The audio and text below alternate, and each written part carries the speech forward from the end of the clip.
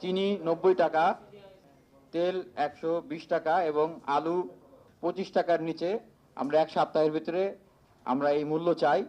এবং সেক্ষেত্রে বাণিজ্য মন্ত্রণালয় সহ কৃষি মন্ত্রণালয়, বাংলাদেশ ব্যাংক, এনবিআর, সরকারের যত সংশ্লিষ্ট প্রতিষ্ঠান আছে আমরা তাদেরকে সহ ব্যবসায়ী যে প্রতিষ্ঠানগুলো রয়েছে আমরা সবাইকে এই আলটিমেটাম দিচ্ছি। আপনারা জয়েন্টলি কিভাবে এক সপ্তাহের ভিতরে এই মূল্যটা ঠিক করবেন এটা আপনাদের দায়িত্ব।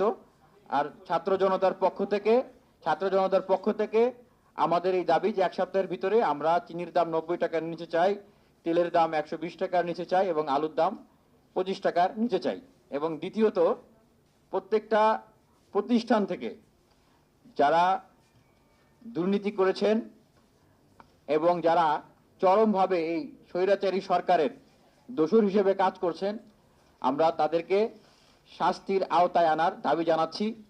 এবং আমরা বাংলাদেশের অন্তর্বর্তীকালীন সরকারের প্রধান উপদেষ্টার কাছে আমরা আহ্বান জানাচ্ছি যে একটি ট্রুথ কমিশন করার জন্য, যার মাধ্যমে এই বাংলাদেশের প্রত্যেকটা মানুষ তাদের নিজেদের বিগত সময়ের কৃতকর্মকে তারা প্রকাশ করবে। তারা সরকারি কর্মকর্তা হোক, বেসরকারি কর্মকর্তা হোক, শিল্পপতি, ব্যবসায়ী, শিক্ষক, আইনজীবী, তারা যে পেশাতেই থাকুক না কেন তারা যেন তাদের সেই বিষয়গুলো প্রকাশ করতে পারেন। এবং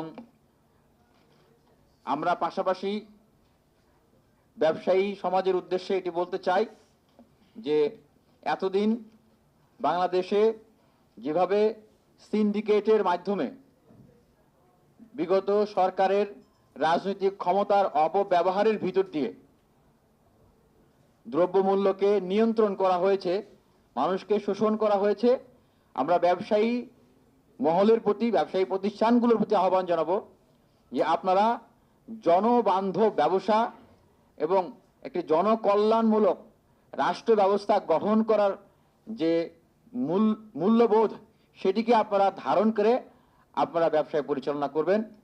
এবং অতি মুনাফা, প্রফিট ম্যাক্সিমাইজেশনের যে চিন্তা, আমাদের দেশের মানুষের যে দুবেলা দুমুঠো ডাল ভাত খাওয়া, ডিম খাওয়া এবং মাংস প্রোটিনের চাহিদা মেটানোর জন্য তেল, চিনি, ডাল, আলু এগুলো স্বল্পমূল্য কিনতে পারলেই তো তারা খেতে পারবে, নাহলে তো খেতে পারবে না।